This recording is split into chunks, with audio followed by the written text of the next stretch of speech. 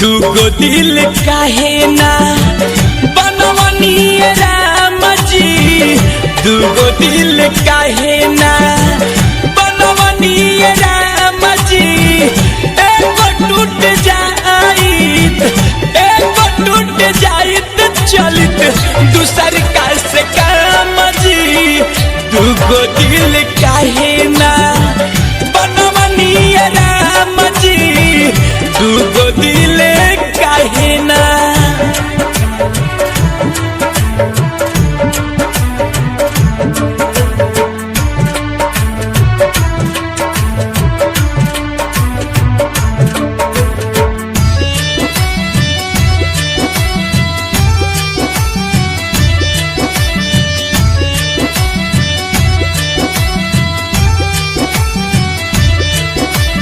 कांच के टुकड़ा जोड़ जोड़ के हम प्यार के महल बनवनी हो। अपना सनम के सब कुछ मननी, कभो न दिलवा दुखवनी हो।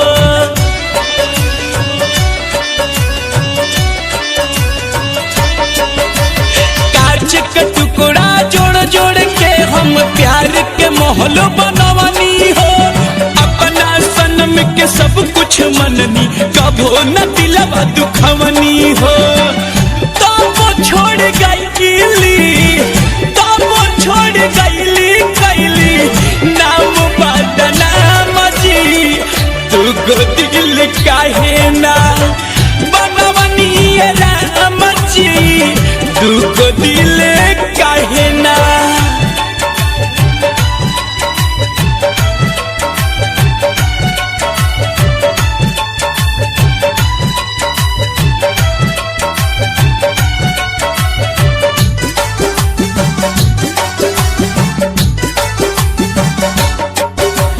प्रेम प्रीत के खेला खेली हो गईली अनजान हो। खुद ही हंस के हमके रोआ के चल गईली मोरे जान हो।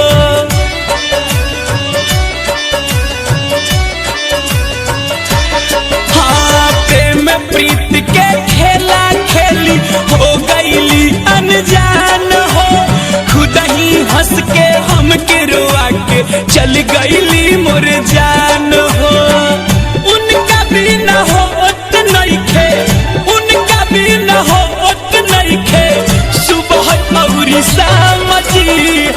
दुगो दिल काहे ना बनवनी राम जी, दुगो दिल काहे ना।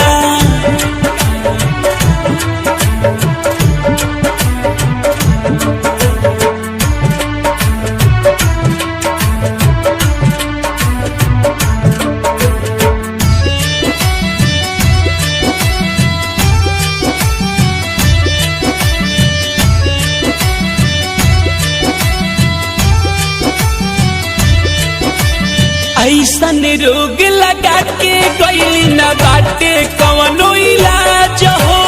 विनोद बेदर्दी रमेश के नैना खोजे उनके आज हो।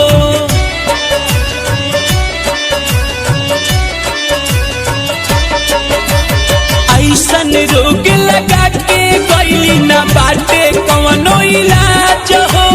विनोद बेदर्दी धीरज के नैना खोजे उनके आज हो। एक पल न मिले, एक पल न मिले अब तो कतही राम जी। दुगो दिल काहे ना बनवनी राम जी, दुगो दिल काहे ना बनवनी राम जी। एगो टूट जाइत, एगो टूट जाइत चलित दूसर का से काम जी। काहे ना बनवनी राम जी दुगो दिल